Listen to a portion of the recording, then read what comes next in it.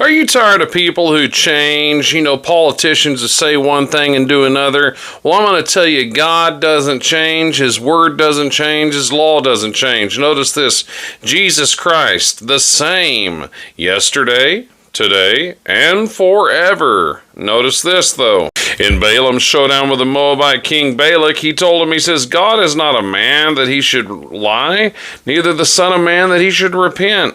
Hath he said, and shall he not do it?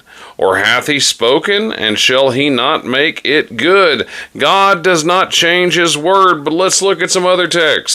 Malachi 3:6 says, For I am the Lord, I change not. Therefore you sons of Jacob are not consumed. The only reason God didn't destroy Israel sooner is because he is not a God who changes. They had to cross a certain line. But he says, I change not. Oh, but what about his law? Jesus himself said, Think not that I am come to destroy the law or the prophets. I am not come to destroy, but to fulfill. And many people stop there. But he says, For verily I say unto you, till heaven and earth pass, one jot or one tittle shall in no wise pass from the law till all be fulfilled. Not one jot, not one tittle, not one dotting of an I or crossing of a T shall pass. Notice this, Whosoever therefore shall break one of the least of these commandments and teach men so, he shall be called the least in the kingdom of heaven. That doesn't mean that he's going to be the butler either. It means he's not going to make it.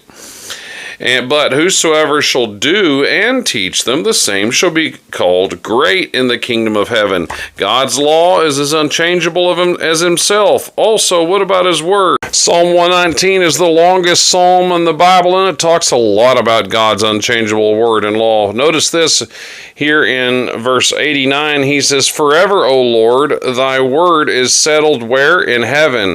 If it's settled in heaven, do you think we need to change it here on earth?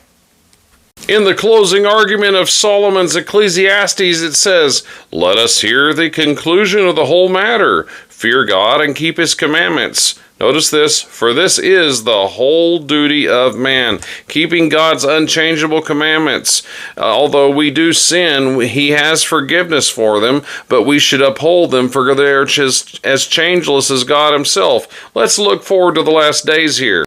Satan hates commandment keepers. It says here in the last days, the dragon was wroth with the woman and went to make war with the remnant of her seed, which keep the commandments of God. But notice that in Revelation 14:14, we've got a picture of Jesus returning in the clouds of heaven. But 2 verses earlier, you got people who were keeping the commandments of God and the faith of Jesus. There will be commandment keepers of the unchangeable God right to the end.